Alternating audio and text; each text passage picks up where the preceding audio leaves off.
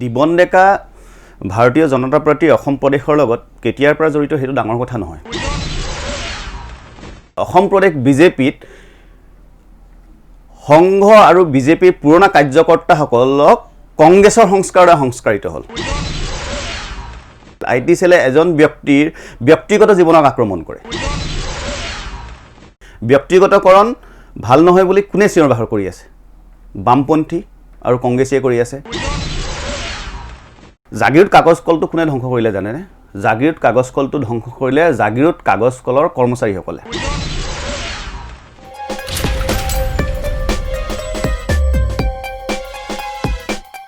নমস্কাৰ, মই কুমাৰ দেৱী দাস, চাই আছে আপোনালোকে অসম সংবাদ। ৰাজ্যৰ সাম্প্ৰতিক পৰিস্থিতি, ৰাজনীতি আদিকে ধৰি বিভিন্ন বিষয়ক লৈ সময়ে সময়ে আমি কিছু বিশেষ অনুষ্ঠানৰ আয়োজন কৰি আহিছোঁ। আজিও আমাৰ তেনে এক প্ৰয়াস, আৰু এই প্ৰয়াসৰ অংশস্বৰূপে এগৰাকী বিশেষ ব্যক্তিক আমি ষ্টুডিঅ'লৈ আমন্ত্ৰণ জনাই আনিছোঁ। তেখেতৰ পৰিচয় যদিও বা মূলতঃ এগৰাকী জ্যেষ্ঠ সাংবাদিক ৰূপে, কিন্তু সামাজিক মাধ্যম যি এক আজিৰ তাৰিখত অতিকে শক্তিশালী মাধ্যমৰূপেই সকলোৱে মানে। সামাজিক মাধ্যমত অতিকে তেখেত সৰব, বিভিন্ন বিষয়ক লৈ সদায় তেওঁ নিজৰ মতামতসমূহ জনাই আহিছে সামাজিক মাধ্যমৰ জৰিয়তে। লগতে চৰকাৰৰ এনে কিছু নীতি, যিসমূহ নীতিক লৈ আমি সচেতন মহলক সততে সৰব হোৱা দেখা পাওঁ, সেইসমূহ বিষয়ক লৈও কিন্তু আমি তেখেতক যথেষ্ট চৰ্চা কৰা দেখিবলৈ পাইছোঁ সামাজিক মাধ্যমত। লগতে বিভিন্ন দুৰ্নীতিও তেখেতে উদঙাই আহিছে এই সামাজিক মাধ্যমৰেই আলম লৈ। বিশ্বজিৎ নাথ ডাঙৰীয়া, নমস্কাৰ। এখন চিনাকি মুখ ৰাজ্যবাসীৰ বাবে তেখেতক আমি আমন্ত্ৰণ জনাই আনিছোঁ আমাৰ বিশেষ অনুষ্ঠানটিলৈ। আপোনাৰ সৈতে আমি কিছু কথা পাতিম ৰাজ্যৰ সাম্প্ৰতিক পৰিস্থিতিৰ, ৰাজনীতি, লগতে আপুনি যিসমূহ দুৰ্নীতিৰ কথা সময়ে সময়ে উদঙাই আহিছে, লগতে তাৰ আমি এনেকুৱাও দেখিছোঁ যে তাৰ বাবে আপোনাৰ ভাবুকিও আহিছে। গতিকে সেই বিষয়সমূহক লৈ আমি যদি কিছু কথা জনতাৰ অজ্ঞাতে আছে সেইখিনি পোহৰলৈ আনিবলৈ যত্ন কৰিম। আপোনাক প্ৰথমে সুধিছোঁ, যিহেতুকে আপুনি বিভিন্ন বিষয়ক লৈ বা ৰাজ্য চৰকাৰখনৰ কাম কাজবোৰক লৈ সততে সৰব হৈ থাকে বিভিন্ন মাধ্যম, বিশেষকৈ সামাজিক মাধ্যমত, বৰ্তমানৰ সৰ্বানন্দ সোণোৱাল চৰকাৰখনক লৈ আপুনি কিমান সুখী বা কিমান সন্তুষ্ট?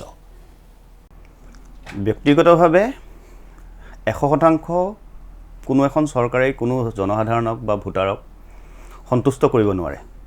যিহেতু মই সাংবাদিক হ'লেও মই এগৰাকী ভোটাৰ, জনসাধাৰণৰ মাজৰ এগৰাকী ব্যক্তি, তেনে ক্ষেত্ৰত মই 50% হ'লেও সুখ অনুভৱ কৰোঁ। এই চৰকাৰখনৰ পৰা সন্তুষ্টি আছে নিশ্চিতভাৱে।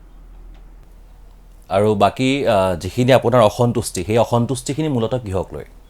অসন্তুষ্টিখিনি মূলতঃ এনেকুৱা ধৰণৰ বিষয়ক লৈ 1991 চনত প্ৰথম আমাৰ যিমানখিনি মনত আছে, আমি তেতিয়া সৰু, 1991 চনত আমি প্ৰথম চৰকাৰ পাইছিলোঁ হিতেশ্বৰ শইকীয়া চৰকাৰ। তাৰপিছত 96ত আমি পালোঁ প্ৰফুল্ল মহন্ত চৰকাৰ, 2001ত পালোঁ তৰুণ গগৈ চৰকাৰ, 2016 চনত আমি সৰ্বানন্দ সোণোৱাল নেতৃত্বাধীন চৰকাৰখন পালোঁ। কিন্তু 1991 চনৰ পৰা 2016 চনৰ এপ্ৰিল মাহলৈকে অসমত এটা দুৰ্নীতিৰ যোনটো এটা চেইন চলি আছিল, সেই চেইনটো এতিয়াও সম্পূৰ্ণৰূপে সৰ্বানন্দ সোণোৱাল চৰকাৰে উৎখাত কৰিবলৈ সক্ষম হোৱা নাই। তাৰ মূলত কাৰণ যদি আমি বিশ্লেষণ কৰিব যাওঁ, এই দুৰ্নীতি কোনে কৰিছে? দুৰ্নীতি কৰা মূল মানুহখিনি হ'ল বিভিন্ন পৰ্যায়ৰ আমোলা, বিভিন্ন পৰ্যায়ৰ চৰকাৰী কৰ্মচাৰী। যদিও প্ৰতি বছৰে 5 বছৰ মূৰে মূৰে বিধায়ক সলনি হয়, মন্ত্ৰী সলনি হয়, মুখ্যমন্ত্ৰী সলনি হয়, কিন্তু সেই একোটা চেইনত কাম কৰা মানুহখিনি আজি তেওঁলোক বছৰ বছৰ ধৰি কাৰ্যনিৰ্বাহ কৰি থাকে। আগতে 58 বছৰ অৱসৰ সময় আছিল, এতিয়া 60 বছৰ অৱসৰৰ সময়। তেনে ক্ষেত্ৰত তেওঁলোকক সম্পূৰ্ণভাৱে নিয়ন্ত্ৰণত সৰ্বানন্দ সোণোৱাল চৰকাৰে আনিব পৰা নাই। সেই ক্ষেত্ৰত ৰাজ্যবাসী অসন্তুষ্ট নিশ্চিতভাৱে, কাৰণ আমি শেহতীয়াকৈ এটা বিতৰ্ক দেখিছোঁ, অসম আৰক্ষীৰ উপ পৰিদৰ্শক পদৰ যি পৰীক্ষা অনুষ্ঠিত হৈছিল, তাত ব্যাপক কেলেংকাৰী। ইতিমধ্যে মুখ্যমন্ত্ৰী ডাঙৰীয়াই CID এনকুৱাৰী দিছে, CID এনকুৱাৰী কৰিছে, ক্ৰাইম ব্ৰাঞ্চে এনকুৱাৰী কৰিছে, তাৰপাছত ৰৌ বৰালি ইতিমধ্যে জালত পৰিবলৈ আৰম্ভ কৰিছে। আৰু আমাৰ আশা, যদি সেই তদন্ত অতি ক্ষীপ্ৰ আৰু স্বচ্ছতাৰে হয়, তেতিয়াহ'লে আৰু ৰৌ বৰালি পৰিব।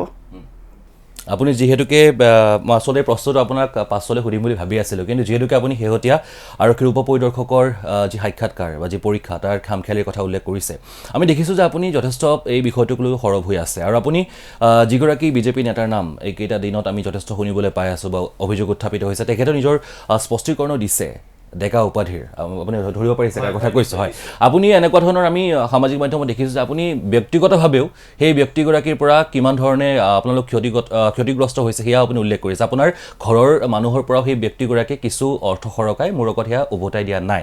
গতিকে আপুনি এই বিষয়ত যদি কিছু হয়, প্ৰথম কথা হ'ল দিবন ডেকা ভাৰতীয় জনতা পাৰ্টি অসম প্ৰদেশৰ লগত কেতিয়াৰ পৰা জড়িত সেইটো ডাঙৰ কথা নহয়।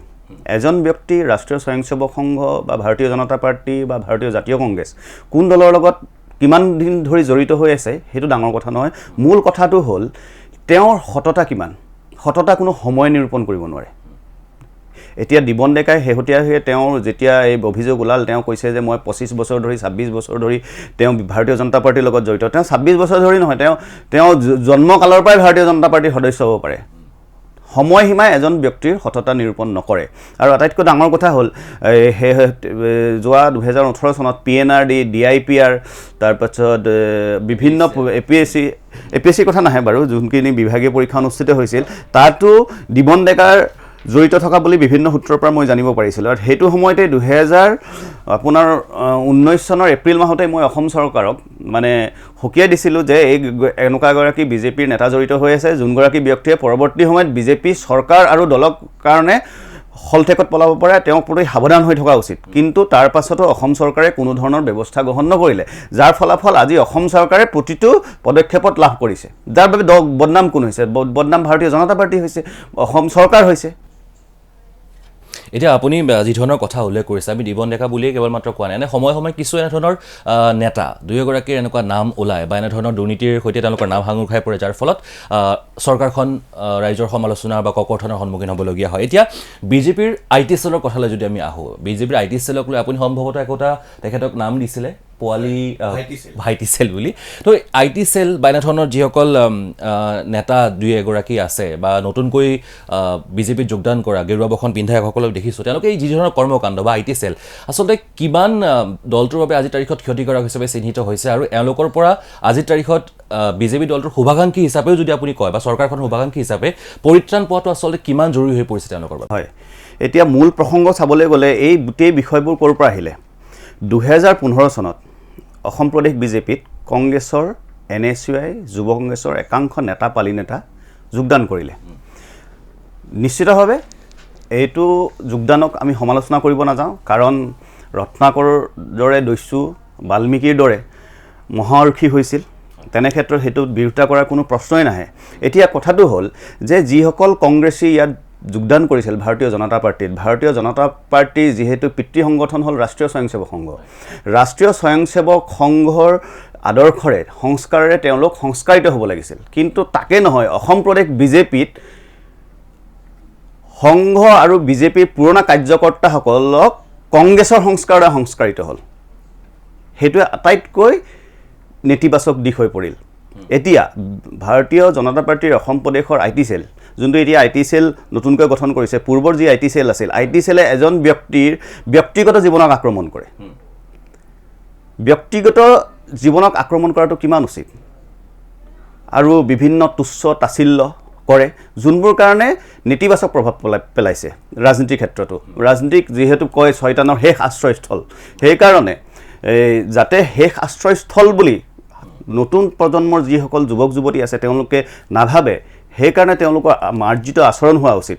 যিহেতু আপুনি নিশ্চয় লক্ষ্য কৰিছে, মাননীয় মুখ্যমন্ত্ৰী সৰ্বানন্দ সোণোৱাল ডাঙৰীয়া আজিলৈকে কোনোবা ব্যক্তিক তুচ্ছ তাচ্ছিল্য কৰি সমালোচনা কৰিছে নেকি? কোনোবা ব্যক্তিৰ বাদে বিৰোধীকো তুচ্ছ তাচ্ছিল্য কৰি সমালোচনা কৰা নাই। অতি মাৰ্জিত ভাষাত তেখেতে সমালোচনা কৰিছে, আৰু তেওঁ অসমৰ জনসাধাৰণৰ বাবে এটা আদৰ্শ। তেনেকুৱা এগৰাকী ব্যক্তিক নলৈ পেলাই তেওঁলোকে কংগ্ৰেছৰ পৰা অহা ব্যক্তিৰ দ্বাৰা সংস্কাৰিত হৈ কংগ্ৰেছায়ন হৈ পেলাই আজি তেওঁলোকৰ যোনটো মানসিকতা গঢ় লৈ উঠিছে, সেই মানসিকতাই নিশ্চিতভাৱে 2021 চনত ভাৰতীয় জনতা পাৰ্টিক বিপদত পেলাব। আৰু এই কথা মই কোৱা কথা নহয়। দিল্লী নিৰ্বাচনত যেতিয়া আপোনাৰ ভাৰতীয় জনতা পাৰ্টিৰ বহু লোকচানৰ সন্মুখীন হৈছিল, হাৰিছিল, আপ জিকিছিল, তাৰ মূলতে তেতিয়াৰ ভাৰতীয় জনতা পাৰ্টিৰ কেন্দ্ৰীয় সভাপতি অমিত শ্বাহ ডাঙৰীয়াই কৈছিল যে অত্যাধিক ট্ৰলিং আম আদমি পাৰ্টিক ভাৰতীয় জনতা পাৰ্টিৰ দিল্লীৰ IT চেলে অত্যাধিক ট্ৰলিং কৰিলে, যাৰ বাবে বুমেৰাং হৈ পৰিল।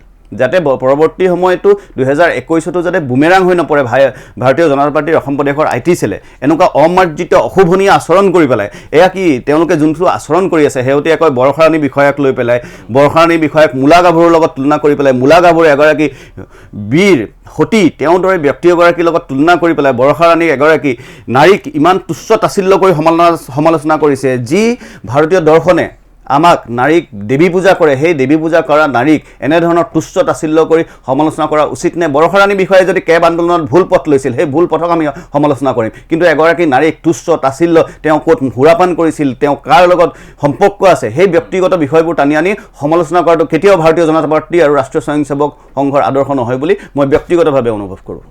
এতিয়া আপুনি যি কথা কৈছে যে ৰাষ্ট্ৰীয় স্বয়ংসেৱক সংঘৰ যিসমূহ নীতি আদৰ্শ আছে, এই নীতি আদৰ্শৰ বিষয়ে বহুতে হয়তো নজনা মানুহ বা আন দলৰ পৰা অহা বহু মানুহ হয়তো নাজানে, কিন্তু তেওঁলোককো যথেষ্ট গুৰুত্ব দিয়া হৈছে আজিৰ তাৰিখত গেৰুৱা দলটোত। আপুনি ভাবে নেকি যে যথেষ্ট সংখ্যক আজিৰ তাৰিখত বৰ্ষীয়ান নেতা গেৰুৱা দলটোৰ বহু বছৰ ধৰি তেওঁলোকে সেৱা কৰি আছে দলটোৰ হৈ, কিন্তু সেইসকল নেতাও আজিৰ তাৰিখত এইবোৰ কাৰণতে বিতুষ্ট হৈছে, বহুতে দল ত্যাগো আনকি কৰিছে? হয়, সমাজত আপোনাৰ দুটা শ্ৰেণী আছে। এটা শ্ৰেণীয়ে ৰাজনীতিৰ লগত জড়িত হৈ তেওঁলোকে নিশ্চিতভাৱে জানে যে ৰাজনীতি কেতিয়াও জীৱিকা নহয়, আমি সেৱা কৰিম, আৰু এটা চাম জড়িত হয় তেওঁলোকৰ ব্যক্তি স্বাৰ্থৰ বাবে, তেওঁলোক ন্যস্ত স্বাৰ্থ পূৰণ কৰিবৰ বাবে। এতিয়া কোনোবাই যদি মোক সোধে যে আপুনি সাংবাদিক, আপুনি ৰাজনৈতিক ব্যক্তি নহয় নেকি, মই নিশ্চিতভাৱে ক'ম ময়ো ৰাজনৈতিক ব্যক্তি, বিকজ মানুহ জন্মগতভাৱে আপোনাৰ সামাজিক আৰু ৰাজনৈতিক জীৱ, man is a political and social animal. তেনে ক্ষেত্ৰত মই ৰাজনৈতিক জীৱ, ময়ো ৰাজনৈতিক চিন্তা চৰ্চা কৰোঁ। মোৰ ৰাজনৈতিক চিন্তা চৰ্চাটো সংসদীয় ৰাজনীতিৰ লগত জড়িত নহয়, কিন্তু ময়ো ৰাজনৈতিক চিন্তা চৰ্চা কৰোঁ। কিন্তু যিসকল কিছুমান ব্যক্তি আমি লক্ষ্য কৰিছোঁ বিভিন্ন ৰাজনৈতিক দলত, ছাপ'জ আপুনি যোৱা লোকসভা নিৰ্বাচনৰ সময়ত ৰামপ্ৰসাদ শৰ্মা, তেজপুৰৰ লোকসভা সমষ্টিৰ সাংসদ আছিল, ৰামপ্ৰসাদ শৰ্মাই দল ত্যাগ কৰিলে। দল ত্যাগ কিয় কৰিলে? তেওঁ টিকেট নাপালে লোকসভা সমষ্টিত। তেওঁ ক'লে যে এইটো কি কয়, মই টিকেট নাপালোঁ। টিকেট নাপোৱাটো বাবে তেওঁ টিকেটৰ বাবে তেওঁ দল কৰিছিল নেকি? তেওঁ সাংসদ হৈ থাকিবলৈ দল কৰিছিল নেকি? হয়, আজি মই ব্যক্তিগতভাৱে এগৰাকী সাংবাদিক হোৱাৰ পাছতো মই ৰাষ্ট্ৰীয় স্বয়ংসেৱক সংঘৰ আদৰ্শ আৰু দৰ্শনক বিশ্বাস কৰোঁ। ৰাষ্ট্ৰীয় স্বয়ংসেৱক সংঘ সম্পৰ্কত মই অধ্যয়ন কৰিছোঁ। যিখিনি অধ্যয়ন কৰি মোৰ আজিলৈকে জ্ঞান হৈছে, সেই হিচাপত মই বিশ্বাস কৰোঁ যে সংঘ কাৰ্য ঈশ্বৰীয় কাৰ্য আৰু সংঘস্থান তীৰ্থস্থান। আজি সেই সংঘ কাৰ্য ঈশ্বৰীয় কাৰ্য বুলি আমি অভিহিত কৰি আহিছোঁ, সংঘস্থান তীৰ্থস্থান বুলি অভিহিত কৰিছোঁ, আৰু সেই সংঘৰ লগত জড়িত হৈ যিসকলে ন্যস্ত স্বাৰ্থ পূৰণ কৰিব গৈছে, সেই ন্যস্ত স্বাৰ্থ পূৰণ কৰিব যোৱাৰ পাছত সমাজৰ কি লাভালাভ হ'ব, বা ভাৰতীয় জনতা পাৰ্টীৰ কি লাভালাভ হ'ব, বা ৰাষ্ট্ৰীয় স্বয়ংসেৱক সংঘৰ কি লাভালাভ হ'ব? হাজাৰ বিজাৰ ব্যক্তিৰ ত্যাগেৰে ৰাষ্ট্ৰীয় স্বয়ংসেৱক সংঘ আজিৰ তাৰিখতো কাঞ্চনজংঘাৰ দৰে অটল হৈ থিয় হৈ আছে। তাৰ পাছতো যোৱাকালি আমি দেখিলোঁ যে প্ৰদেশ কংগ্ৰেছৰ সভাপতি ৰিপুণ বৰাই অসম আৰক্ষীৰ উপ পৰিদৰ্শক পদৰ লৈ পেলাই কেশৱ ধাম হ'ল ৰাষ্ট্ৰীয় স্বয়ংসেৱক সংঘৰ উত্তৰ পূবৰ মুখ্য কাৰ্যালয়, কেশৱ ধামলৈ আঙুলি টুৱাইছে। এনেধৰণৰ তৰল কথা বতৰাই চিন্তা চৰ্চাই আমাকো ক্ষোভিত কৰে, আৰু অকল মোকেই ক্ষোভিত কৰা নহয়, যিসকল সাধাৰণ স্বয়ংসেৱক আছে, যিসকলে একো বিচৰা নাই, তেওঁলোকে কেৱল ৰাষ্ট্ৰৰ পুনৰ নিৰ্মাণ বিচাৰিছে, ভাল লোক নিৰ্মাণ হওক, তেওঁলোকৰ মানুহটো নিশ্চিতভাৱে আঘাত লাগিব। আমি এই বিষয়টোক পৰৱৰ্তী সময়ত যদি আমাৰ সময় হাতত থাকে কিছু কথা পাতিম। এই মুহূৰ্তত আন এটা বিষয় লৈ আহিছোঁ। আপুনি বৰষাৰাণী বিষয়ৰ প্ৰসংগত আনোতে আপুনি কেবৰ কথা কৈছে যে এতিয়া আজিৰ তাৰিখত বা নাগৰিকত্ব সংশোধনী আইন হ'ল।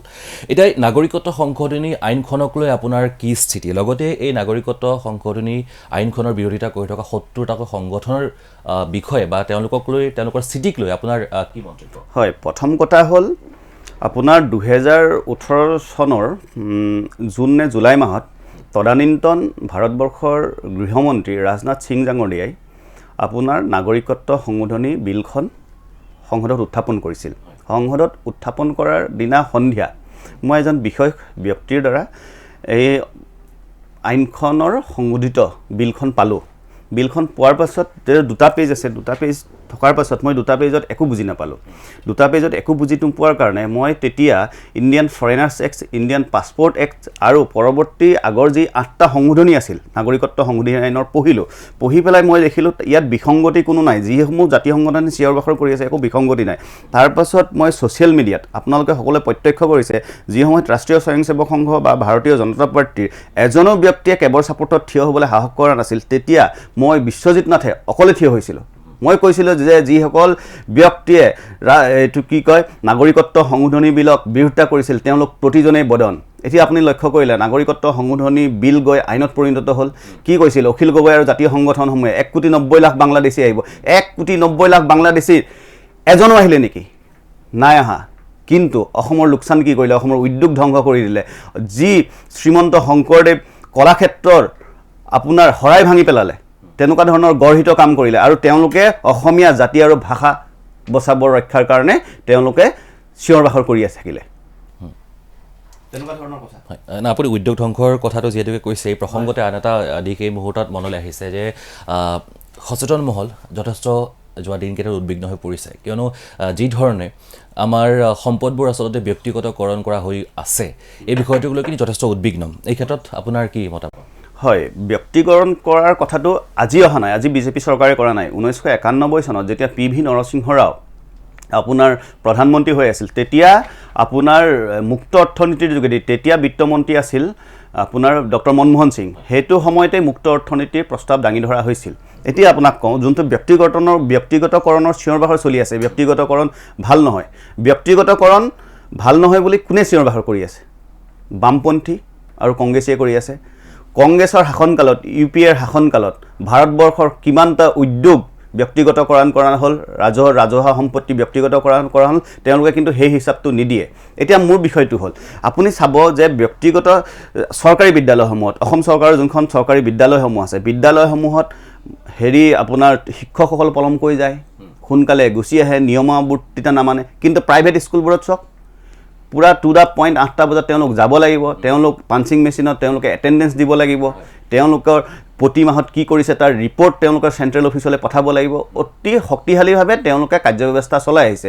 কিন্তু চৰকাৰী চাকৰি মানে সকলোতে হ'ল পালমৰা ব্যৱস্থা। কিন্তু এনেকুৱাও কথা এতিয়া বহুজনে কৈছে যে আচলতে এই দিশবোৰত যিধৰণে গুৰুত্ব দিয়া হৈছে, এতিয়া অসমৰ আমি কাগজ কলকে আদি কৰি এনেধৰণৰ বিভিন্ন প্ৰসংগ হয়তো এই ক্ষেত্ৰত উদাহৰণ হিচাপে আনিব পাৰোঁ, তাত কিন্তু এনেধৰণৰ গুৰুত্ব দিয়া হোৱা নাই, বা অসমৰ শতজন আজিৰ তাৰিখত চাকৰি হেৰুৱাবলগীয়া হৈছে, তেওঁলোকৰ পৰিয়াল নচলা হৈছে, তেওঁলোকক কিন্তু সেই গুৰুত্বটো যিমান দিব লাগে দিয়া হোৱা। হয়, এতিয়া কাগজ কলৰ মই জাগিৰোড কাগজ কলৰ কথাটোৱে ক'লোঁ।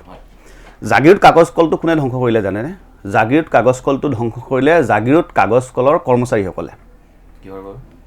তেওঁলোকে সময়মতে কাম নকৰে আৰু বস্তু তেওঁলোকৰ যোনটো বাঁহ পৰ্যন্ত বিক্ৰী কৰে, কাগজ পৰ্যন্ত তেওঁলোকে ব্লেক মাৰ্কেটত বিক্ৰী কৰে। তেওঁলোকে নিজৰ সম্পত্তিটো নিজেই ধ্বংস কৰিলে। আৰু এতিয়া এওঁলোকে চাকৰি নাই, উদ্যোগ ধ্বংস হ'ল, চৰকাৰে সহায় কৰিব লাগে, তেওঁলোকে এতিয়া চিঞৰ বাখৰ কৰিছে নিজৰ উদ্যোগটো। আপুনি আচৰিত হ'ব, প্ৰদীপ হাজৰিকা যেতিয়া পৰিবহণ মন্ত্ৰী আছিল অসম গণ পৰিষদৰ, যোনটো উলুবাৰীৰ কাৰ্যালয়, উলুবাৰী পৰিবহণ নিগমৰ কাৰ্যালয়ত 2 নম্বৰী নোট ছপা হৈছিলে, তেওঁলোক সেইটো পৰ্যায়লৈ নামি গ'ল। তাৰপাছত অঞ্জন দত্ত কংগ্ৰেছৰ দিনত যেতিয়া পৰিবহণ মন্ত্ৰী হ'ল, তেওঁ ডিপাৰ্টমেণ্টক ৰিভাইভ কৰিলে। আৰু এটা কথা যে হয়, আমাৰ মূল চালিকা শক্তিটো হ'ল আমোলাসকল যদি সৎ হয়, তেওঁলোক দায়বদ্ধ হয়, সমাজ দায়বদ্ধ হয়, দেশ দায়বদ্ধ হয়, আমাৰ দেশখন আৰু আগবাঢ়ি যাব। আজি এটা বিভাগৰ প্ৰিন্সিপাল ছেক্ৰেটাৰীৰ কনচেণ্ট অবিহনে কোনো এজন মন্ত্ৰীয়ে, কেবিনেট মন্ত্ৰী এটা ফাইল পাছ কৰিব নোৱাৰিব, সাহস নাই তেওঁৰ। কিন্তু কি হয়, তেওঁলোকো দুৰ্নীতিত লিপ্ত হয়, মন্ত্ৰীক ভুল বুজনি দিয়ে, মন্ত্ৰীয়েও বুজি নাপায়, তাৰপিছত তেনেকুৱা এটা বিষয়ত তেওঁ অনুমোদন দি দিয়ে, তাৰপিছত ধাৰাসাৰ গতিত কৰাপশ্যন হয়। এতিয়া কাগজ কলৰ প্ৰসংগটো যিহেতুকে আপুনি ক'লে যে তেওঁলোকৰ কিছু বিষয় কৰ্মচাৰীৰ ভুল আছিল, কিন্তু কিছু বিষয় কৰ্মচাৰীৰ ভুলৰ বাবে আৰু এই মুহূৰ্তত আমিতো ইমান সংখ্যক পৰিয়ালক বিপদৰ মুখলৈ ঠেলি দিব আচলতে উচিত নহয়, বা এয়া দিয়াটো আমাৰ পক্ষেও হয়তো সমীচীন নহয়। গতিকে চৰকাৰখনৰ নিশ্চয় দায়িত্ব আছে, তেওঁলোকো ভোটাৰ, তেওঁলোকো আমাৰ দেশখনৰে নাগৰিক। গতিকে চৰকাৰখনৰ যি ধৰণৰ কৰণীয় এই মুহূৰ্তত সেইসকল লোকৰ প্ৰতি, পৰিয়ালৰ প্ৰতি, সেইখিনি কৰা যেন আপোনাৰ অনুভৱ হয়নে? হয়, নিশ্চিতভাৱে নাই কৰা। কাৰণ জাগিৰোড কাগজ কলৰ পৰা যোৱা বিধানসভাৰ অধিৱেশন চলি থকাৰ সময়ত তেওঁলোকৰ তাত কাম কৰা কৰ্মচাৰী জীয়ৰী আহিছিলে। অসম চৰকাৰৰ বিভিন্নজন মন্ত্ৰীক অনুৰোধ জনাইছিলে যে তেওঁলোকৰ দেউতাকৰ চাকৰিটো নিয়মীয়াকৰণ কৰিব লাগে। তাৰপাছতো নিয়মীয়াকৰণ কৰা নহ'ল। কান্দি কাটি তেতিয়া সময়ত খুব ট্ৰেজেডি ফালিলে, আমি গুৱাহাটী লোকভাষাত ট্ৰেজেডি ফলা বুলি কওঁ, ট্ৰেজেডি ফালিলে। কিন্তু তাৰপাছত কি হ'ল, একো নহ'ল, কেমেৰাৰ সন্মুখত চকু পানী টুকিলে। ব্যক্তিগতভাৱে মানুহৰ সেৱাৰ মনোবৃত্তি, নাগৰিকৰে হওক বা মন্ত্ৰী বিধায়কৰে হওক বা আমোলৰে হওক, সেৱাৰ এটা মনোবৃত্তি লাগিব। যেতিয়ালৈকে সেৱাৰ মনোবৃত্তি গঢ়ি নুঠে, তেতিয়ালৈকে আপোনাৰ দেশৰ উন্নতি হ'ব বুলি আমি নাভাবোঁ। এতিয়া মই পুনৰ কা আন্দোলনৰ এটা প্ৰশ্ন আপোনাক আচলতে মই সুধিবলৈ থাকি গ'ল। এতিয়া কা আন্দোলনক আপুনি বৰষাৰণী বিষয়ৰ কথাটো ক'লে, তেনে আমি বহু এনে সাংস্কৃতিক ক্ষেত্ৰখনৰ পৰা হওক বা অন্যান্য সংগঠনৰ পৰা নেতৃস্থানীয় ব্যক্তি দেখিলোঁ, যিসকলে ডিঙি শিৰ ফুলাই মঞ্চত উঠি ৰাইজক যথেষ্ট আৱেগিক কৰিলে, বিভিন্ন কথা ক'লে। এবাৰ কোন শুদ্ধ কোন ভুল সেইবোৰ আমি ক'বলৈ নাযাওঁ, কিন্তু এনেকুৱা ধৰণৰ এতিয়া আমি ভাবিবলৈ যেন বাধ্য হৈছোঁ, এই কা আন্দোলন বা এনেধৰণৰ যিকোনো আন্দোলনবোৰ হ'লে কিছু লোকৰ বাবে নিজৰ ব্যক্তিগত স্বাৰ্থ পূৰণৰ, নিজৰ অভিলাষা পূৰণৰ বা ৰাজনৈতিক স্বাৰ্থ পূৰণৰ এক গইনা হৈ পৰে নেকি? সেয়া কা আন্দোলনত আমি দেখিলোঁ, তেওঁলোকে মঞ্চত উঠিলে, ৰাইজক আৱেগিক কৰিলে, প্ৰতিবাদ কৰিলে, কিন্তু মূৰকত গৈ তেওঁলোকেও পাভলতি মাৰি ৰাজনৈতিক দল একোটাকৈ খুলিছে, নতুবা অন্য ৰাজনৈতিক দলক যোগদান কৰিছে। এই উদাহৰণটো আজি নহয়, এই উদাহৰণটো প্ৰফুল্ল মহন্তহঁতে দি থৈ গ'ল। প্ৰফুল্ল মহন্তহঁতে অসম আন্দোলন কৰিছিল। অসম আন্দোলনত কিমান মানুহ শ্বহীদ হ'ল। তাৰ পাছত প্ৰফুল্ল মহন্ত এণ্ড কোম্পানীয়ে 1985 চনৰ 15 আগষ্টৰ পুৱতি নিশা ৰাজীৱ গান্ধীৰ লগত ঐতিহাসিক অসম চুক্তি স্বাক্ষৰ কৰিলে। অসম চুক্তিৰ ভিত্তিবৰ্ষ কি? 1971 কৰিলে, 1951 নকৰিলে। যি সময়ত সমগ্ৰ দেশত কাট অফ মাৰ্ক 1951, তেওঁলোকে 1971 কৰিলে। 1971 কৰি আপোনাৰ যিসকল শ্বহীদ হ'ল অপমান কৰা নহ'লনে? তেওঁলোকে কি 1971 কাৰণে শ্বহীদ হৈছিল?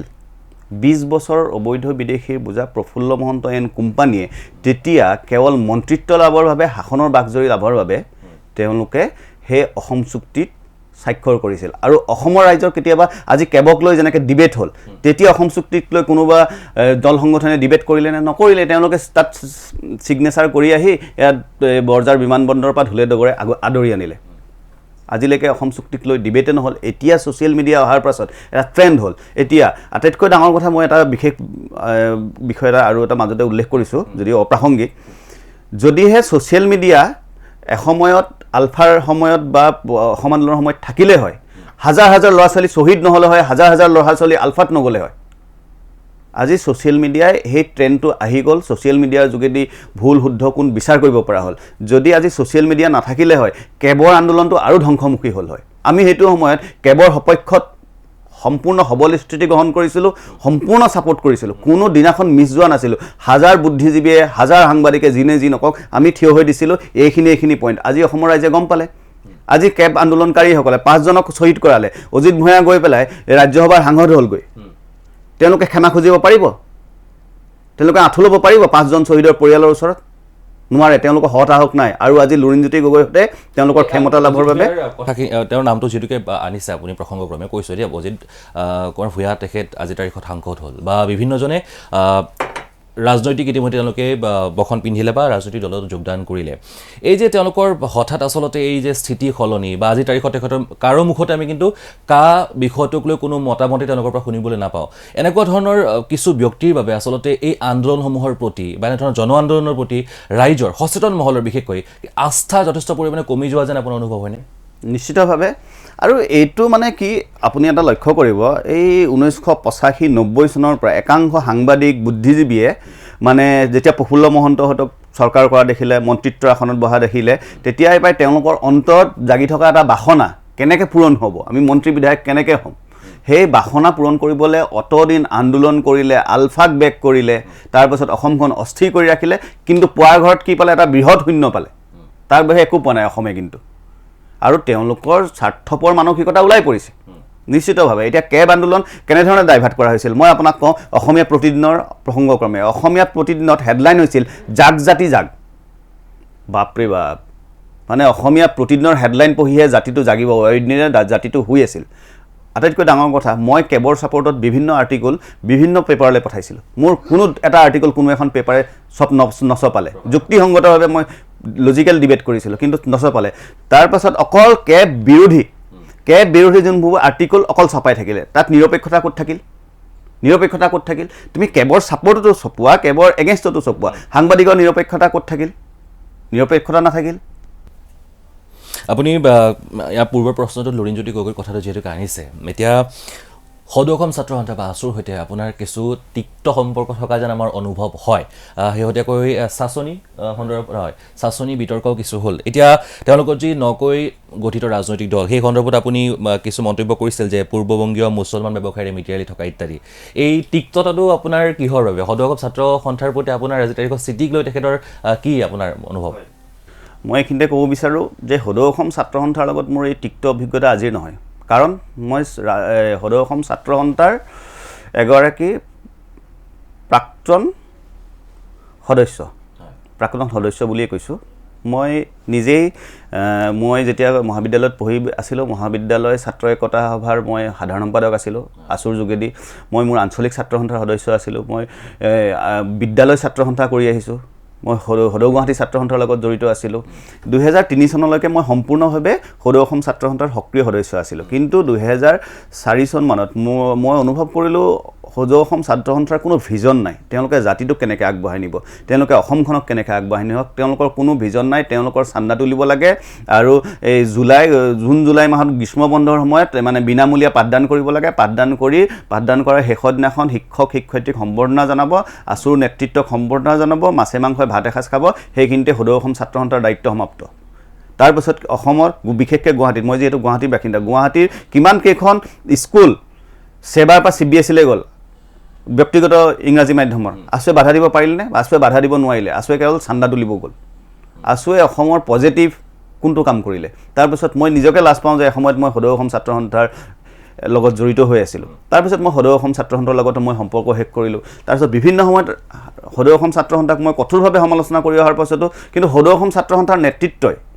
নিজকে শুধৰাবলৈ কোনো চেষ্টা নকৰিলে আজি যদি মোক ডেভিড দাসে কয় যে আপোনাৰ এইটো ভুল হৈছে মই নিশ্চয়ভাৱে চাম মোৰ ভুল হৈছে আৰু মই সেই ভুলটোক শুধৰাবলৈ চেষ্টা কৰিম আপুনি মোতকৈ বয়সত সৰু হওক বা ডাঙৰ হওক তাৰ বাবে মোৰ বাবে গুৰুত্বহীন মোৰ বাবে কথাটো হ'ল আপুনি মোক সমালোচনা কৰা বস্তুটো ন্যায্য হয় নাই যদি আপুনি ন্যায্য মোক সমালোচনা কৰিছে আপোনাৰ মই সমালোচনাটো মানি ল'ম মই ক'ম যে হয় মোৰ ভুল হৈছিল কিন্তু সদৌ অসম ছাত্ৰ সন্থাই আজিলৈকে নিজক শুধৰাবলৈ কোনো চেষ্টা নকৰিলে অসমক কেৱল চান্দাক লৈ ব্যস্ত হৈ থাকিল তেওঁলোকে কি কৰিলে মই এবাৰ সদৌ অসম ছাত্ৰ সন্থালৈ আহ্বান জনাইছিলোঁ যে আজি তাৰিখত যদি আপোনাৰ দক্ষিণাত্যৰ পিনে বানপানী হয় কেৰালা তামিলনাডুত যদি বানপানী হয় কেৰালা বানপানী দক্ষিণাত্যত বানপানী হ'লে যদি তেওঁলোকে 1000 কোটি পেকেজ বিচাৰে 2000 কোটি পেকেজ বিচাৰে কেন্দ্ৰ চৰকাৰে দিবলৈ বাধ্য হৈ যায় ইনফেক্ট কেৰালা আৰু তামিলনাডুত বিজেপি চৰকাৰ নাই কেৰালাতো সম্পূৰ্ণ বামপন্থী চৰকাৰ আছে কিন্তু কিয় দিবলৈ বাধ্য হৈ যায় কাৰণ কেৰালা আৰু তামিলনাডু বিশেষকৈ দাক্ষিণাত্যৰ পৰা UPSC ক্ৰেক হায়েষ্ট ল'ৰা ছোৱালীয়ে কৰে 90% ল'ৰা ছোৱালীয়ে UPSC ক্ৰেক কৰে UPSC ক্ৰেক কৰাৰ পাছত কেন্দ্ৰ চৰকাৰ তেওঁলোকৰ এটা শক্তিশালী লবি থাকে তাৰপিছত হেতু কাৰণে তেওঁলোকে প্ৰেছাৰ দি হ'লেও নিজৰ ৰাজ্যসমূহ হ'লে বৃহৎ আৰ্থিক পেকেজ নিবলৈ বাধ্য হয় সদৌ অসম ছাত্ৰ সন্থাই যদি প্ৰতিষ্ঠা কালৰ পৰা UPSC ক্ৰেক কৰিবৰ কাৰণে চেষ্টা কৰিলে হয় ল'ৰা ছোৱালী সদৌ অসম ছাত্ৰ সন্থাৰ আজি ইমপ্ৰেছন ক'ৰবাত গুচি গ'ল হয় আজি ইছলামিক মৌলবাদীয়ে জাকাত ফাউণ্ডেশ্যনৰ উদ্যোগত আজি শ ল'ৰা ছোৱালীক UPSC কাৰণে ট্ৰেইন আপ কৰি আছে তেওঁলোকৰ ল'ৰা ছোৱালী ইছলামিক মৌলবাদীয়ে তেওঁলোকৰ ল'ৰা ছোৱালী জাকাত ফাউণ্ডেশ্যনৰ যোগেদি ট্ৰেইন আপ কৰি পেলাই তেওঁলোকে এইটো কি কয় UPSCত বিভিন্ন চাকৰিত মকৰল কৰাইছে তেওঁলোকৰতো ধৰ্মীয় এজেণ্ডা আছেই কিন্তু আজি সদৌ অসম ছাত্ৰ সন্থা বা অসমৰ বিভিন্ন জাতীয় সংগঠনে তেনেকুৱা ক্ষেত্ৰত আজি অসমে কেন্দ্ৰ অসমক মাহিয়া দৃষ্টিৰে চাই তেনেকুৱা ধৰণৰ তেওঁলোকৰ মন্তব্য কৰি চকুপানী টুকি থাকিব নালাগিলে হয় তেওঁলোকে যদি আজি অইল ONGCৰ পৰা CSR ফাণ্ড পায় কৰ্পৰেট ছ'চিয়েল ৰেছপন্সিবিলিটিৰ ফাণ্ড পায় CSR ফাণ্ডসমূহ যদি তেওঁলোকে এই অসমীয়া ল'ৰা ছোৱালীক যদি UPSC ক্ৰেক কৰাৰ কাৰণে ভাল কোচিং এটা দি পাছ কৰি পেলাই লৈ গ'লহেঁতেন আজি অসমীয়াৰ এটা শক্তিশালী লবি থাকিলে হয়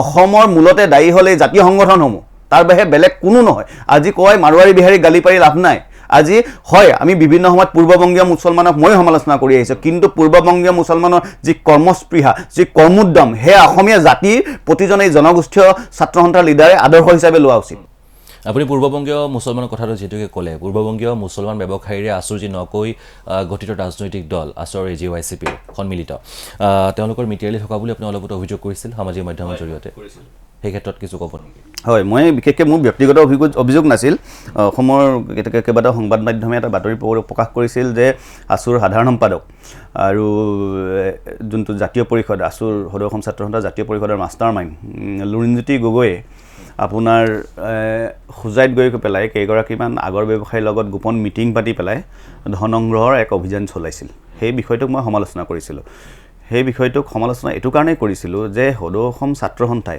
অসমত লাভ জেহাদ হৈছে লেণ্ড জেহাদ হৈছে পপুলেশ্যন জেহাদ হৈছে সেই সম্পৰ্কত আজিলৈকে নিমাত ভূমিকা গ্ৰহণ কৰিলে কিন্তু তেওঁলোকে এই প্ৰস্তাৱিত ৰাজনৈতিক দলটোৰ কাৰণে শেষত গৈ পেলাই অন্যায় বৰাৰ ক্ষেত্ৰত কি মাত মাতিলে একো মাত নাপাতিলে কেৱল কেইটামান হিন্দু সংগঠনে মাত মাতিলে কিন্তু শেষত গৈ পেলাই সেই হোজাইতে গৈ পেলাই য'ত পূৰ্ববংগীয় মুছলমানৰ অত্যাধিক উপস্থিতি তাতে গৈ পেলাই আকৌ পূৰ্ববংগীয় মুছলমান ব্যৱসায়ীৰ পৰা আগৰ ব্যৱসায়ীৰ পৰাই তেওঁ ধন লৈ পেলাই ইলেকশ্যন খেলাৰ মানসিকতা সেইকাৰণে মই সমালোচনা কৰিছিলোঁ বেলেগ কোনো ব্যক্তিগত মোৰ একো বিষয় নাই আপুনি লাভ জেহাদ ইত্যাদি বা বিভিন্ন এজেণ্ডাৰ কথা যদি উল্লেখ কৰিলে এগৰাকী বিশেষ ব্যক্তিৰ নাম এই মুহূৰ্তত মনলৈ আহিছে সত্যৰঞ্জন বৰা তেখেতক লৈ আপোনাৰ কি ক'বলগীয়া ব্যক্তিগৰাকীক আপুনি কি ধৰণে দেখে বা কি ধৰণে চায় সত্যৰঞ্জন বৰাক ব্যক্তিগতভাৱে মই চিনি পাওঁ তেওঁ যোনখন কোৰাণ আৰু কলংকিত কথাবোৰ সেই কিতাপখন মই ব্যক্তিগতভাৱে পঢ়িছোঁ কোৰাণ আৰু কলংকিত কথাবোৰত সত্যৰঞ্জন বৰাই তেওঁৰ ব্যক্তিগত কোনো মত প্ৰকাশ কৰা নাই তেওঁ এখন কোৰাণৰ অনুবাদ যিগৰাকী এগৰাকী ইছলাম ধৰ্মী ব্যক্তিয়ে কৰিছে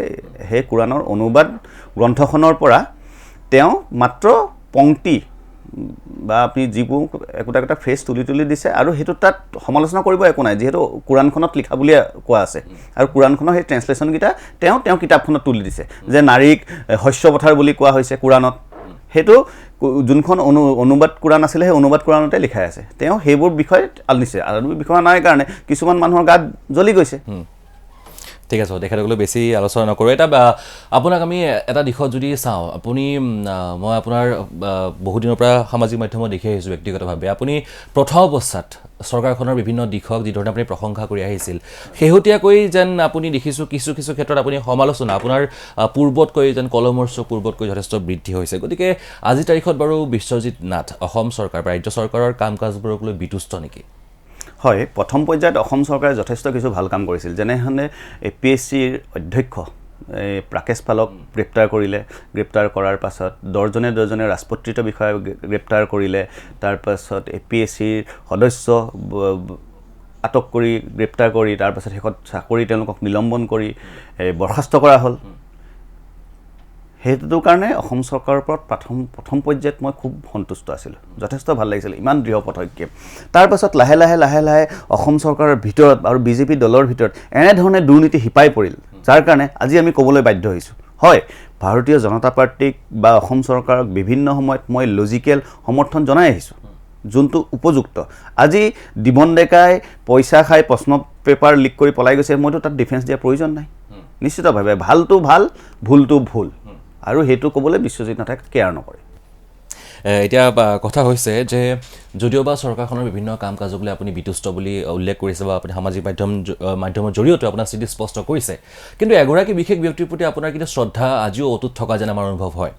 মাননীয় মুখ্যমন্ত্ৰী সৰ্বানন্দ সোণোৱালৰ প্ৰতি নহয় জানো হয় নিশ্চিতভাৱে মাননীয় মুখ্যমন্ত্ৰী সৰ্বানন্দ সোণোৱাল ডাঙৰীয়া মই সদৌ অসম ছাত্ৰ সন্থাৰ মজিয়াৰ পৰা লগ পাইছোঁ আজি লগ পোৱা নহয় কিন্তু তেওঁ মুখ্যমন্ত্ৰী 2016 চনৰ মে মাহত মুখ্যমন্ত্ৰীৰ গাড়ী দখল কৰিলে কিন্তু তেখেতে মুখ্যমন্ত্ৰী আসনত বহাৰ পিছৰ পৰাই মই আজিকোপতি তেওঁৰ মানে চৰকাৰী আৱাসগৃহ বা চৰকাৰী কাৰ্যালয় দিছপুৰ সচিবালয় তেওঁক একদিনাখনৰ বাবেও মই সাক্ষাৎকাৰ কৰিবলৈ যাওঁ তেওঁক মই লগ ধৰিবলৈ যোৱা নাই কিন্তু তথাপিও তেখেতৰ প্ৰতি মোৰ শ্ৰদ্ধা আছে মই মাজতে এটা বিশেষ বস্তু লিখিছিলোঁ পোষ্ট এটা লিখিছিলোঁ ফেচবুকত সেইটো খুব যথেষ্ট ভাইৰেল হৈছিল মই কৈছিলোঁ যে সৰ্বানন্দ সোণোৱাল অসমৰ ৰাইজৰ কিয় ব্লু আইড বয় চকু নয়নৰ মণি সৰ্বানন্দ সোণোৱাল আজিকোপতি কোনো বিৰোধীক তুচ্ছ তাচ্ছিল্য কৰি গালি পৰা নাই সৰ্বানন্দ সোণোৱালৰ প্ৰচাৰ আৰু প্ৰসাৰৰ বাবে কোনো নিজস্ব বৈদ্যুতিন বা ছপা প্ৰচাৰ মাধ্যম নাই অন্য মন্ত্ৰী বিধায়কৰ 7 নম্বৰ অৰ্বিটটো অৰ্থাৎ কক্ষপথত থকা ব্যক্তিৰো দিল্লী মুম্বাইত ঘৰ মাটি আছে কিন্তু সোণোৱালৰ 1 নম্বৰ অৰ্বিট অৰ্থাৎ 1 নম্বৰ কক্ষপথত থকা ব্যক্তিজনৰো গুৱাহাটীত ঘৰ মাটি নাই তাৰোপৰি সোণোৱাল যেহেতু অবিবাহিত তেনেহলে তেওঁ হাত পুৰুষলে মানে ঘটিবলৈ কোনো ধৰণৰ লালসা নাই আৰু সোণোৱাল বিভিন্ন সময়ত তেওঁৰ কৰ্মৰাজিৰ দ্বাৰা তেখেতৰ যি বডি লেংগুৱেজ কৰ্মৰাজিৰ দ্বাৰা অসমৰ ৰাইজৰ আপোন হৈ আহিছে আৰু সেইটো কাৰণে মই সৰ্বানন্দ সোণোৱালক বিভিন্ন সময়ত মোৰ ভাল পাওঁ শ্ৰদ্ধা কৰোঁ যেহেতু মুখ্যমন্ত্ৰীৰ গাদীত তেওঁ আজি থাকিব বা কাইলৈ নাথাকিব থকা নথকাটো আমাৰ ৰাজ্যখনৰ নৰৰূপী নাৰায়ণে বিচাৰ কৰিব কিন্তু তেখেতৰ প্ৰতি মোৰ যি শ্ৰদ্ধা সেই শ্ৰদ্ধা থাকিব আৰু দেখা পাইছোঁ আৰু সেইটো কাৰণে তেখেতৰ প্ৰতি শ্ৰদ্ধা আছে আৰু মই সেইকাৰণে তেওঁক কেতিয়াবা সমৰ্থন কৰি লিখোঁ আপোনাৰ শ্ৰদ্ধাৰ ব্যক্তিগৰাকী আমাৰ মাননীয় মুখ্যমন্ত্ৰীগৰাকীৰ বিষয়ে আপুনি যিসমূহ সামাজিক মাধ্যমত লিখা মেলা কৰে তাৰ পৰা কিন্তু এনেকুৱা ধৰণৰ আমি কিছু ইংগিত পাইছোঁ যেন আপুনি অভিযোগ কৰিব বিচাৰিছে তেখেতৰ বিৰুদ্ধে মুখ্যমন্ত্ৰীগৰাকীৰ বিৰুদ্ধে আজিৰ তাৰিখত কিবা ষড়যন্ত্ৰ চলি থকা যেন আপুনি গোন্ধ পাইছে বা তেনেকুৱা আপোনাৰ অনুমান হৈছে ইত্যাদি তেনে ইংগিত যেন পাওঁ আমি আপোনাৰ পোষ্টসমূহত হয় মুখ্যমন্ত্ৰী সৰ্বানন্দ সোণোৱালৰ বিৰুদ্ধে দল আৰু চৰকাৰত নিশ্চিতভাৱে ষড়যন্ত্ৰ আছে নিশ্চিতভাৱে কাৰণ সৰ্বানন্দ সোণোৱালৰ ব্যক্তিগত এটকাও কৰাপশ্যন নাই তেওঁ ব্যক্তিগত 1 টকাৰো দুৰ্নীতিৰ অভিযোগো নাই আজিলৈকে আপুনি নিজে সাংবাদিক আপুনি নিজে কওক আপুনি আজিলৈকে সৰ্বানন্দ সোণোৱালৰ কেতিয়াবা দুৰ্নীতি ব্যক্তিগত অভিযোগ পাইছে নেকি কেতিয়াও নাই পোৱা এতিয়া যিহেতু মই আপোনাক কৈছোঁ 1991 চনৰ পৰা মোৰ ভালকৈ মনত আছে হিতেশ্বৰ শইকীয়া চৰকাৰ তাৰপিছত তৰুণ গগৈ চৰকাৰলৈকে এই তৰুণ গগৈ চৰকাৰলৈকে যিসমূহ দুৰ্নীতি এটা বৃহৎ চেইন বনিলে এটা শৃংখলা বনিলে সেই চেইনটোত যিসকল ব্যক্তি বিভিন্ন পৰ্যায়ত আছে অসম সচিবালয়ত junior administrative assistant, senior administrative assistant, under secretary, superintendent, deputy secretary, joint secretary, secretary, commissioner, principal secretary, commissioner secretary, additional chief secretary, chief secretary, সেই বিভিন্ন ৰেংকত থকা যিসকল দুৰ্নীতিগ্ৰস্ত ব্যক্তিৰ চেইন তেওঁলোকে নিশ্চিতভাৱে সোণোৱালক ভাল নাপায়। কাৰণ সোণোৱালে আপোনাৰ APSC কেলেংকাৰী যেতিয়া হৈছিল তাৰপাছতে ধৰি পেলাই তাৰপাছত বহুতে ভয় খোৱা হ'ল। কিন্তু কি হ'ল, আটাইতকৈ আচৰিত লাগে যে আমি ভবা নাছিলোঁ যে কিছুমান ব্যক্তি টকাত বিক্ৰী যাব বুলি। সেইসমূহ আজি অনুভৱ হয় যে তেওঁলোক ৰাষ্ট্ৰীয় স্বয়ংসেৱক সংঘৰ লগতো জড়িত বা ভাৰতীয় জনতা পাৰ্টিৰ লগতো জড়িত। তেওঁলোক এনেধৰণে দুৰ্নীতিত নিমজ্জিত হ'ব বুলি ভবা নাছিলোঁ। আপোনাক মই এটা সৰু উদাহৰণ দিওঁ। ৰাষ্ট্ৰীয় স্বয়ংসেৱক সংঘৰ দিল্লী ৰাজ্যৰ যিহেতু কেন্দ্ৰীয় শাসিত ৰাজ্য, দিল্লী ৰাজ্যৰ কোনোবা এখন প্ৰায় 500-600 শাখা RSSৰ শাখা প্ৰতি দৈনিক বহে। শাখাত এজন শাখা পৰিচালকক দিল্লী বিজেপিৰ সভাপতিয়ে লগ কৰিবলৈ হ'লে 10 বাৰ ভাবে তেওঁ সাক্ষাৎ পাব পৰা নাই। মাত্ৰ শাখা পৰিচালক, যিহেতু শাখা ৰাষ্ট্ৰীয় স্বয়ংসেৱক সংঘৰ মূল ভেটি, শাখা পৰিচালকজনক লগ পাবৰ বাবে 10 বাৰ ভাবে। কিন্তু আজি তাৰিখত অসমত কি হৈছে, ৰাষ্ট্ৰীয় স্বয়ংসেৱক সংঘৰ লগত জড়িত বিভিন্ন ব্যক্তিয়ে ৰাতিপুৱাৰ পৰা গধূলিলৈকে ভিক্ষাৰ জুলুঙালৈ মন্ত্ৰী আৰু বিধায়কৰ ঘৰে ঘৰে পদূলিয়ে ঘূৰি ফুৰে, যাৰ বাবে আজি তাৰিখত মন্ত্ৰী বিধায়কক ৰঙা চকু তেওঁলোকে দেখুৱাব নোৱাৰাৰ বাবে কি হৈছে, মন্ত্ৰী বিধায়কে উভত গুৰে নাচিছে, যি ইচ্ছা তাকেই কৰিছে। আজি তাৰিখত যদি আপোনাক সোধা হয় মুখ্যমন্ত্ৰী সৰ্বানন্দ সোণোৱালৰ যোগ্য উত্তৰসূৰী কোন হ'ব পাৰে আপোনাৰ মতে? হয়, মাজতে ৰাজ্যিক মন্ত্ৰী পীযুষ হাজৰিকা ডাঙৰীয়াই কৈছিলে যে ক্ষমা কৰিব, হিমন্ত বিশ্ব শৰ্মাৰ মুখ্যমন্ত্ৰী হোৱাৰ যোগ্যতা আছে। আপোনাৰ মতামত? নিশ্চিতভাৱে ডক্টৰ হিমন্ত বিশ্ব শৰ্মাৰ নিশ্চিতভাৱে মুখ্যমন্ত্ৰী হোৱাৰ যোগ্যতা আছে, তাত 100% মই একমত। কিন্তু অসমৰ মুখ্যমন্ত্ৰী কোন হ'ব সেইটো অসমৰ নৰৰূপী নাৰায়ণে নিৰ্ধাৰণ কৰিব। যিগৰাকী ব্যক্তিৰ সাৰ্বজনীন গ্ৰহণযোগ্যতা আছে সেইগৰাকী ব্যক্তিয়েই অসমৰ মুখ্যমন্ত্ৰী হ'ব। সেয়া হিমন্ত বিশ্ব শৰ্মা হ'ব পাৰে, বা কাইলৈ পীযুষ হাজৰিকাও হ'ব পাৰে, কাইলৈ পৰিমল শুক্লবৈদ্যও হ'ব পাৰে, ভৱেশ কলিতাও হ'ব পাৰে। মুঠৰ ওপৰত মই ব্যক্তিগত মোৰ অভিমত, যিহেতু কিছু পৰিমাণে মই ঈশ্বৰীয় শক্তিৰ ওপৰত বিশ্বাস কৰোঁ, মন্ত্ৰী বিধায়ক ৰাজনীতি কৰি হ'ব পাৰি, কিন্তু মুখ্যমন্ত্ৰী প্ৰধানমন্ত্ৰী ৰাজনীতি কৰি হ'ব নোৱাৰে। এইটো ডিভাইন ব্লেছিং লাগিব, অৰ্থাৎ ঈশ্বৰীয় আশীৰ্বাদ লাগিব। ঈশ্বৰীয় আশীৰ্বাদে যাকেই যোগ্য বুলি বিবেচনা কৰে ঈশ্বৰে তেওঁকেই সেই স্থানত প্ৰক্ষেপ কৰিব। যিদৰে আজি সৰ্বানন্দ সোণোৱাল ডাঙৰীয়া মুখ্যমন্ত্ৰী হিচাপে গাড়ীত বহি আছে, যদি তেওঁ যোগ্য বুলি ঈশ্বৰে ভাবে তেওঁ 2021 হৈ থাকিব, যদি নাভাবে তেওঁ নাথাকে। আৰু প্ৰথম কথা সদায় মনত ৰাখিব, মই এটা শব্দ কৈছোঁ, নৰৰূপী নাৰায়ণ। ৰাইজে ৰজা, ৰাইজে সকলোখিনি নিৰ্ণয় কৰিব, ৰাইজে সকলোখিনি নিৰ্ধাৰণ কৰি আৰু সময় সকলোখিনি স্পষ্ট কৰিব। আপোনাক ধন্যবাদ জনাইছোঁ যথেষ্টখিনি সময় দিয়ে। শেষত আপোনাক এটা কথা সুধিব লৈছোঁ, যি পৰীক্ষা কেন্দ্ৰিক আপুনি কথাখিনি দুৰ্নীতিৰ কথা ইতিমধ্যে উল্লেখ কৰিছে, ইটোৰ পিছত সিটো পৰীক্ষা, কেতিয়াবা প্ৰশ্ন কাকত ফাদিল হৈছে, কেতিয়াবা ইটোৰ পাছত আনটো সমস্যাই থিয় দিছে, আৰু সেইসকল পৰীক্ষাৰ্থী বঞ্চিত ক্ষুব্ধ পৰীক্ষাৰ্থীসকলৰ কাষত আপুনি থিয় দিব বুলি এক অলপতে স্থিতি স্পষ্ট কৰিছে, প্ৰকাশ কৰিছে। DIPR, APDCL আৰু PNRDৰ যিসমূহ পৰীক্ষাৰ্থী বঞ্চিত হ'বলগীয়া হ'ল তেওঁলোকক লগত লৈ আপুনি আইনী যুঁজ এখন আগবঢ়াব বুলি তেওঁলোকক প্ৰতিশ্ৰুতি দিছে। এই বিষয়ত যদি কিছু শেষত কয়। যিহেতু DIPR, directorate of information and public ৰিলেশ্যনৰ 2018 চনত জাৰ্নেলিষ্ট, সাংবাদিক আপোনাৰ এটা চৰকাৰী পদ ওলাইছিল, আৰু বিভিন্ন DIPR বিভিন্ন চাৰ্কুলেশ্যন মেনেজাৰ, বিভিন্ন ট্ৰেন্সলেটৰ বিভিন্ন ওলাইছিল। মই প্ৰায় 20 বছৰৰ অভিজ্ঞতাৰ চাৰ্টিফিকেট দিছিলোঁ, আৰু সেই পৰীক্ষাত মই অৱতীৰ্ণ এইটো কাৰণে হৈছিলোঁ, মই সাংবাদিকতা প্ৰথমতে নিচা হিচাপে গ্ৰহণ কৰিছিলোঁ। পৰৱৰ্তী সময়ত সাংবাদিকতা মোৰ পেচা হ'ল। 1995 চনৰ পৰা এই সাংবাদিকতা বৃত্তিটোৰ লগত জড়িত, তাৰপাছত পেচা হ'ল। যিহেতু বিভিন্ন সময়ত যিসমূহ মই সংবাদ মাধ্যমত, ব্যক্তিগত সংবাদ মাধ্যমত কাম কৰি আহিছোঁ, বিভিন্ন সংবাদ প্ৰতিষ্ঠান বন্ধ হৈ গৈছে।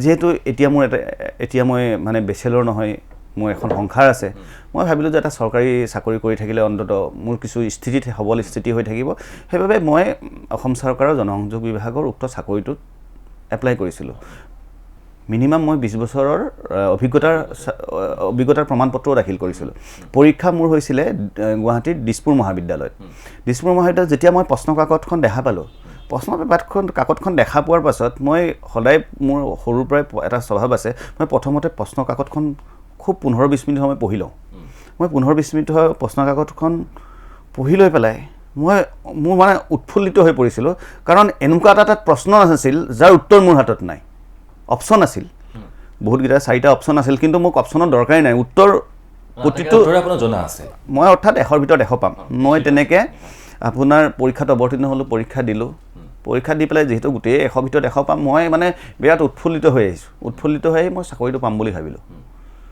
যেহেতু মই ইমান বছৰ এক্সপিৰিয়েঞ্চ সাৰ্টিফিকেট দিছোঁ আৰু মই যিমানখিনি বয়সৰ এক্সপিৰিয়েঞ্চ সাৰ্টিফিকেট দিছোঁ সিমানখিনি বয়সত বহুতে চৰকাৰী চাকৰি বিচাৰিব নাযায় কিছুমানৰ বয়স পাৰ হৈ গ'ল তাৰপিছত বহুতে আঁতৰি আহিল ট্ৰেকটোৰ পৰা কিন্তু মই যিহেতু ট্ৰেকটোত থাকি গ'লোঁ তাৰপিছত যেতিয়া ৰিজাল্ট দিছে ৰিজাল্ট দিওঁতে মই আচৰিত হৈ গ'লোঁ মই তাত যোনজন ল'ৰাই চাকৰি পালে সেই জাৰ্ণালিষ্ট পোষ্টটোত তেওঁ মোৰ লগতো সামাজিক মাধ্যমত আছে তেওঁ ৰাতিপুৱাৰ পৰা গধূলিলৈকে ৰাষ্ট্ৰীয় স্বয়ংসেৱক সংঘ আৰু ভাৰতীয় জনতা পাৰ্টীৰ দৰ্শনক কুকুৰে কাইট নোখোৱাকৈ গালি পাৰে ৰাতিপুৱাৰ পৰা গধূলিলৈকে আৰু মই তেওঁ জ্ঞানৰ গভীৰতা তেওঁ অভিজ্ঞতা কিমান মই 100% জানো তেওঁ যেতিয়া পালে মই ক্ষোভিত হোৱা নাই মোৰ কোনো হিংসা হোৱা নাই কিন্তু মোৰ নিজৰ ওপৰতে দুখ লাগিল যে মই নাপালোঁ চাকৰিটো তাৰপাছত মই সেইটো সময়তেই খুব মানে ক্ষোভত মুখ্যমন্ত্ৰী ডাঙৰীয়ালে ছ'চিয়েল মিডিয়াত এটা পোষ্ট লিখিছিলোঁ মুখ্যমন্ত্ৰী ডাঙৰীয়া এয়াই নেকি আহিছিল দুৰ্নীতিৰ বিৰুদ্ধে শূন্য সহনশীলতা সেই পোষ্টটো খুব ভাইৰেল হৈছিল তাৰপাছত কোনো ব্যৱস্থা নহ'ল কিছুমান মানুহে আজি তথ্য জনাৰ অধিকাৰ আইনৰ সহায় ল'ব পাৰি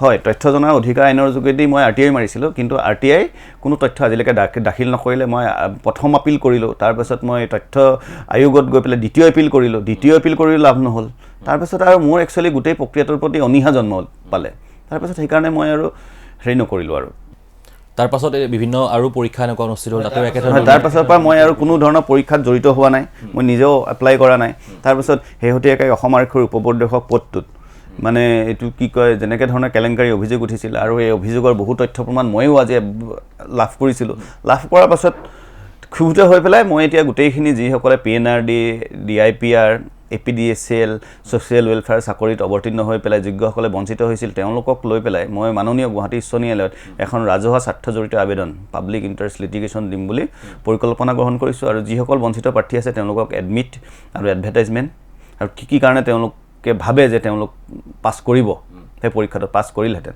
আৰু কিয় নাপালে সেইবোৰ কাৰণ দৰ্শাই পেলাই আমি গুৱাহাটী উচ্চ ন্যায়ালয়ক কাষ চাপিম বুলি পৰিকল্পনা গ্ৰহণ কৰিছোঁ নিউজখন আপুনি আগবঢ়াই নিয়ক আৰু আমি এই মুহূৰ্তত ধাৰণাটো ল'ব পাৰিছোঁ যে তেখেতৰ বিশ্বজিৎ নাথ ডাঙৰীয়াৰ এই কথাখিনিৰ পৰা বঞ্চিত বা এই মুহূৰ্তত ক্ষুণ্ণ হৈ থকা প্ৰাৰ্থীসকলৰ মুখতলৈ কিছু হ'লেও হাঁহি বিৰিঙিব আৰু এই আইনী প্ৰক্ৰিয়াৰ জৰিয়তে যাৰ আচলতে যোগ্যতা আছে যোগ্যজনে তেওঁলোকৰ প্ৰাপ্যখিনি পাব বুলি আশা কৰিছোঁ ধন্যবাদ জনাইছোঁ যথেষ্টখিনি সময় আপুনি দিলে বিভিন্ন বিষয়ত আপুনি মতামত জনালে আলোকপাত কৰিলে আৰু এই মুহূৰ্তত আমি ষ্টুডিঅ'ৰ পৰা বিদায় ল'ব লাগিব পৰৱৰ্তী সময়ত আন কোনো বিশেষ বিষয়ক লৈ আন এগৰাকী বিশেষ অতিথিৰ সৈতে আহিম আপোনালোকৰ সন্মুখলৈ চাই থাকিব সংবাদ নমস্কাৰ